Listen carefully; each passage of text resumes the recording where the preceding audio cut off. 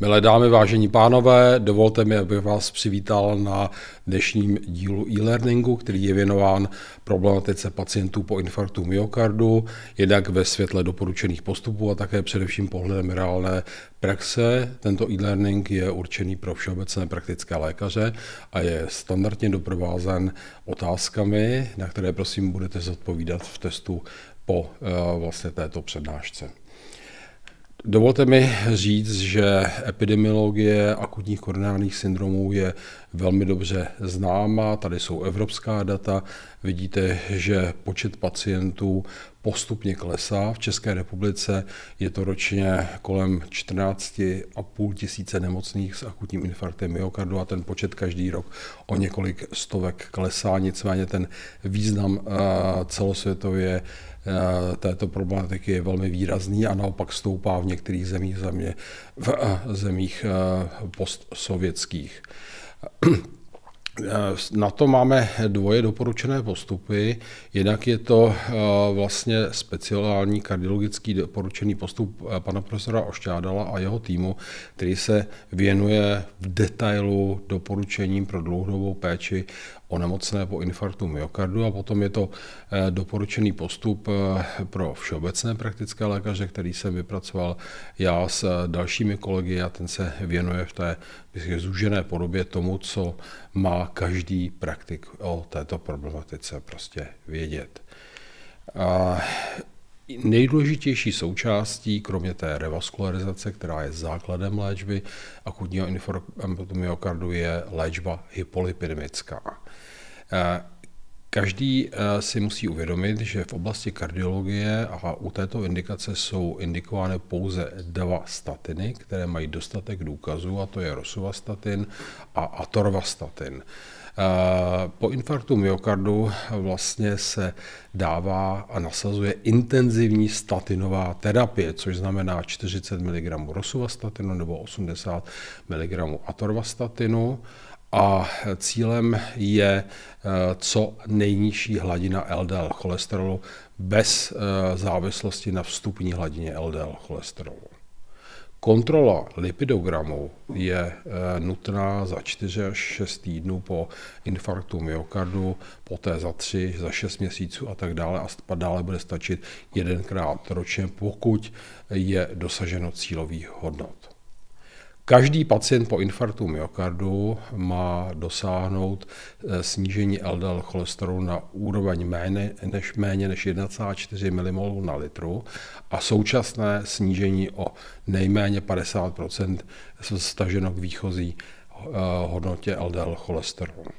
Ti nemocní, kteří během 24 měsíců od prvního infarktu prodělají bohužel další koronární příhodu, tam jsme ještě přísnější a cílová hladina LDL je méně než 1,0 mmol na litru. Statiny samozřejmě je důležité brát kontinuálně a měli bychom motivovat naše pacienty, aby je zaprvé nevysazovali a také, aby nebyla snižována dávka.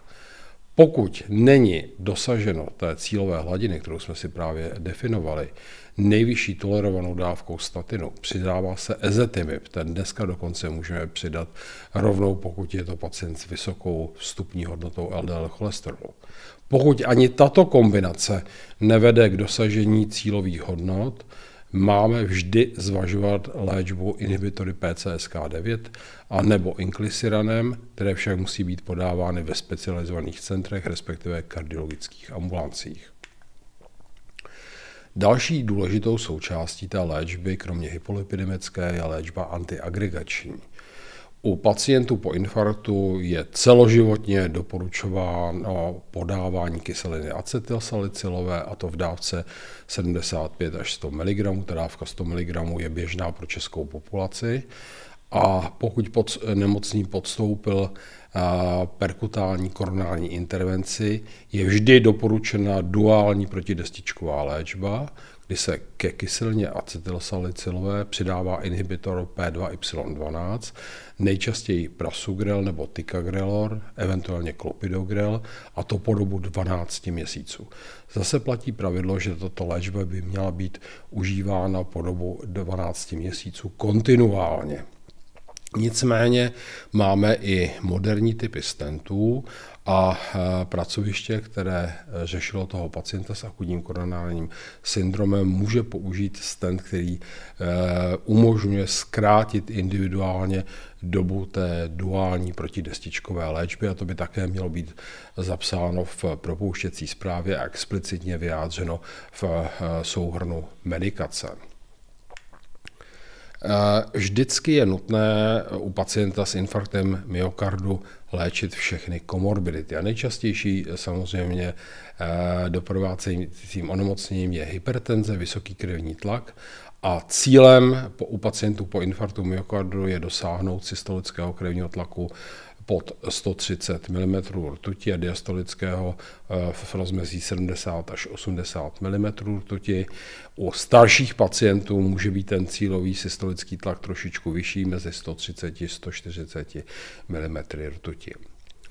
Z antihypertenziv, která jsou dneska nově definována právě novými doporučenými postupy, jsou v tomto klinickém scénáři upřednostňovány beta-blokátory a inhibitory renin-angiotenzinového systému. Tam, kde pacient má ještě symptomatickou IHS, se doporučují buď beta-blokátory nebo blokátory kalciových kanálů. Pokud má nemocný sníženou ejekční frakci levé komory, mělo by se také současně léčit srdeční selhání. A to srdeční selhání je dneska založeno, nebo léčba srdečního selhání je založena na 4 molekulách. Buď je to AC inhibitor, sacubitril valsartan, eventuálně sartan v závorce, dále beta-blokátory, skupina SGLT2 inhibitorů a diuretikum, respektive antagonista mineralokortikoidních receptorů. Tito pacienti vyžadují speciální pozornost a měli by být vždy sledováni u svého kardiologa nebo v ambulancích nebo centrech pro diagnostiku a léčbu srdečního selhání. Řada pacientů má také arytmie, tou nejčastější arytmií po infarktu myokardu nebo v souvislosti s infarktem myokardu je nepochybně fibrilace síní, a v tomto scénáři se k tomu protidestičkovému léčivu přidává ještě perorální antikoagulant, a to z důvodu prevence cévní mozkové příhody nebo periferní embolizace. Nicméně tato takzvaná trojitá protidestičková léčba se dnes zkracuje na co nejkratší interval. Buď je to maximálně 1 týden, respektive řada center ji nechává pouze po dobu hospitalizace v nemocnici. Všichni tyto nemocní by měli mít léčbu inhibitory protonové pumpy z jasných důvodů.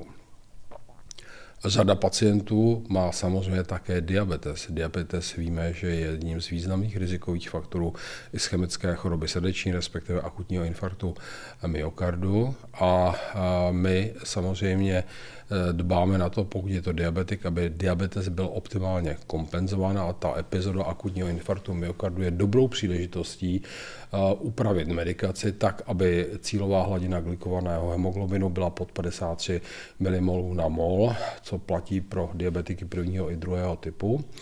A samozřejmě u diabetiků 2. typu je vhodné přidávat ještě nové účinné a efektivní molekuly, jako jsou inhibitory sodíkoglukózového kotransportéru 2, SGLT2 inhibitory, a nebo úplně nejnověji agonisty receptorů pro glukagonopodobný peptid 1, GLP-1 receptorové agonisty, například semaglutid.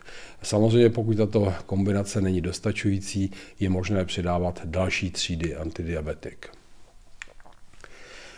Dále bychom se věnovali té klinické praxi a cestě pacienta, protože Ta situace je složitá, ten nemocný v řadě případů nemá žádné příznaky, akutní infarkt je jako blesk z čistého nebe v uvozovkách. Ten nemocný buď nemá žádnou léčbu, možná 1-2 léky pro hypertenzi a dyslipidemie, ale najednou se dostává do scénáře akutního infarktu myokardu a jaká je tedy cesta pacienta systémem.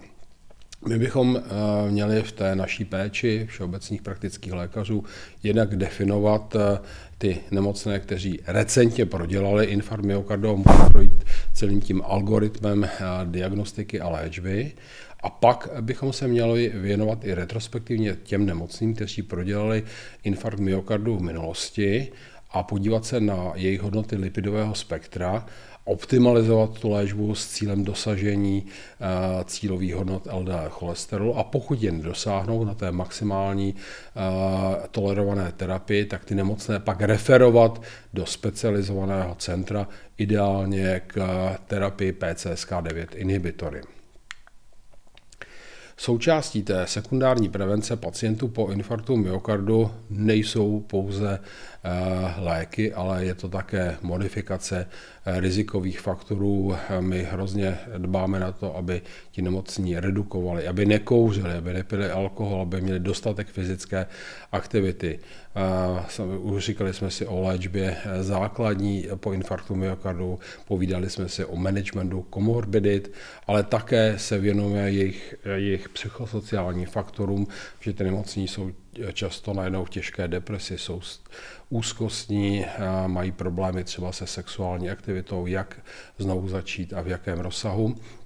A určitě, jako ve všech oborech, dneska je trend k multidisciplinární týmové péči, kdyby se o toho nemocného měli starat od všeobecných praktických lékařů až po superspecializovaná centra, řada lékařů různých odborností, tak, abychom dosáhli optimální léčby pro toho konkrétního pacienta.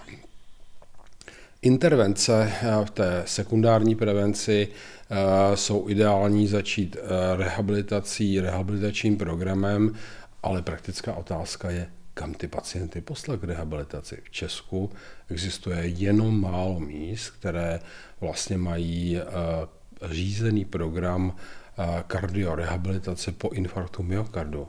Řada nebo dokonce většina těch pacientů na tento program prostě nedosáhne. Máme standardní léčbu v sekundární prevenci a jak jsem říkal, je úkolem také praktických lékařů, aby dbali na edukaci ve smyslu těch doporučení, která jsme si velmi tedy detailně už říkali. A také, když to je jenom trochu možné, ten pacient je motivovaný referovat toho nemocného například do specializovaného centra pro odvykání kouření. To je velmi zásadní. Když se podíváme na cestu toho pacienta vlastně tím systémem, tak ona je velmi komplikovaná, ale na druhé straně zvládnutelná. Ten nemocný při nekomplikovaném průběhu akutního infarktu myokardu zůstává v nemocnici pouhé 2 až 5 dnů maximálně. Součástí té léčby je vlastně ta revaskularizační léčba, zahájení intenzivní statinové terapie, komplexní léčba po infarktu myokardu, echokardiografické vyšetření, reevaluace toho pacienta po stránce kardiometabolické, renální a tak dále. A najednou ten pacient se dostává mimo nemocnici a musíme říct vlastně takzvaně nerudovsky, kam s ním. Tak zaprvé ten pacient by se měl určitě hlásit u svého všeobecného praktického lékaře s tím, že by mu měl dodat tu zprávu propouštěcí z kardiovaskulárního centra. A úkolem vlastně toho praktika je pomoci najít pacientovi ambulantního specialistu, tedy ambulantního kardiologa. Často to bohužel bývá tak, a s tím se opravdu frekventně setkávám, že pacient je propuštěn a sestřička mu řekne na závěr, no bylo to fajn, všechno v pořádku a najděte si prosím kardiologa. Ale ten člověk, který vlastně v tom systému se neorientuje, tak je pro něj velmi obtížné, pokud mu nepomůže rodina, okolí a tak dále, se k té ambulantní kardiologické péči dostat. Řada kolegů, praktických lékařů si mi stěžuje na to, že mají termíny vyšetření takovýchto pacientů léčbou za 2 až 3 měsíce. To je naprosto nemožné, protože ten člověk potřebuje kontinuální péči, potřebuje předepsat DAPT terapii, potřebuje mít kontrolu těch komorbidit a tak dále. Takže je třeba v tom systému najít určitý networking, vytvořit určitou síť regionálních spolupracujících center od kardiovaskulárních přes praktiky až po ambulantní specialisty typu kardiologů, eventuálně internistů, tak aby ti nemocní měli kontinuum léčby a aby nedošlo k přerušení těch důležitých léčiv, které musí nutně užívat. Ta logistika je taková, že v podstatě kardiocentrum řeší to zásadní, které je určeno vlastně tomu superspecializovanému centru, revaskularizuje, řeší reziduální ischemii, eventuálně pozývá pacienta na řešení ještě nějakých reziduálních stenóz pomocí PCI, zhodnocuje toho pacienta metabolicky a určitě začíná tu komplexní intervenci. Nicméně je strašně důležité, aby ten pacient vlastně byl za 4, maximálně 6 týdnů po infarktu kompletně vyšetřen kardiologem ve smyslu klinického vyšetření, ultrazvuku, laboratorních výsledků. Měl by se zkontrolovat to, zda je kompliantní k medikamentózní léčbě a jestli dodržuje režimová opatření a samozřejmě také se můžeme bavit o lázeňské léčbě. Jak probíhá například hypolipidemická léčba po infarktu myokardu v našem ústeckém centru. Samozřejmě každý pacient má maximalizovanou dávku statinu nebo statinu ezetimibu, jak jsem říkal, to už dneska je běžná kombinace podle guidelines a ten pacient by se měl zkontrolovat za 4 až 6 týdnů a pokud nedosáhne cílových hodnot LDL cholesterolu, může se přidat ezetimid, pokud ho ten člověk nemá a pokud ho už má a stejně nedosahuje cílových hodnot LDL, hned se referuje do specializovaného centra, které je schopno předepsat za dodržení úhradových podmínek PCSK9 inhibitor, pokud ten nemocný na této maximalizované léčbě má stále vyšší LDL než 2,5 mmol za litr. Ta léčba bohužel není příliš využívána, ale je dobře definována, jednak je hrazena pro pacienty s familiární hypercholesterolemí FH, ale nás zajímají ti pacienti s nefamiliární hypercholesterolemí nebo smíšenou dyslipidemii ve velmi vysokém kardiovaskulárním riziku. A tady vidíte, že to úhradové kritérium je jasně definováno 2,5 mmol a více. Ti mohou být indikováni právě k léčbě PCSK9 inhibitory. Kde je vaše nejbližší centrum biologické léčby dyslipidemii? Najdete vlastně na webové stránce České společnosti pro aterosklerózu. Je to po krajích, po regionech a vidíte, že tam jsou konkrétní pracoviště. Tady třeba v Praze x pracovišť, ale pro každý kraj je uvedeno minimálně 1 nebo 2 pracoviště, která mají tuto problematiku na starosti a která akceptují ty pacienty a zajišťují specifickou léčbu. Je dobré vědět, že statiny nejsou jedinou možností léčby dyslipidemie po infarktu myokardu. Vysoce dávkovaný statin nebo fixní kombinace statinu ezetimibu jsou samozřejmostí, ale dobrou alternativou je kyselina bempedoová, buď samostatně nebo v kombinaci s ezetimibem, která může být řešením pro statin intolerantní pacienty. Zde je pro praktické lékaře velká výhoda delegované preskripce. Pokud se se svým kardiologem internistou dohodnou, tak je možné na základě té prvotní indikace pokračovat v této léčbě cestou VPL. Máme velkou skupinu pacientů, která je dneska léčena inclisiranem. Funguje to velmi dobře a pro ty komplikovanější a těžší pacienty jsou jednoznačně indikovány PCSK9 inhibitory a blíží se také specifická léčba pacientů ve velmi vysokém riziku díky vysoké hladině lipoproteinu malé a. Vidíte sami, že bohužel ta skupina nejúčinnější a ta skupina, která má největší data pro snížení úmrtnosti a pro zlepšení osudu pacientů PCSK9 nemá využití v České republice.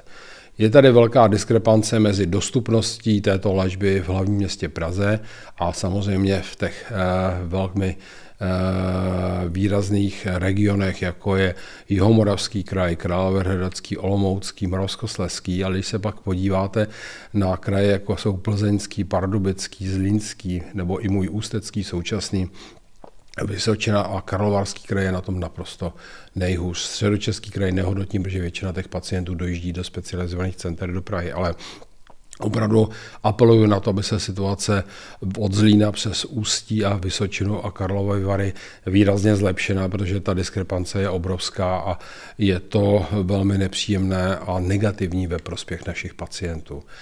Dámy a pánové, dovolte mi uzavřít, že každý praktický lékař je zodpovědný ve spolupráci s kardiologem nebo internistou, eventuálně diabetologem za management pacientů po infarktu myokardu. Je dobře a nutno znát cílové hodnoty LDL cholesterolu. Při nedosažení těch cílových hodnot je potřeba nemocné referovat do specializovaného centra, ať je to MedPed nebo kardiovaskulární centrum se svými specifickými ambulancemi. Biologická léčba dyslipidémie je v České republice dostupná, ale je bohužel málo využívaná. A naším společným cílem by mělo být zlepšení dlouhodobé prognozy našich pacientů ve prospěch celé společnosti. Já vám děkuji za pozornost.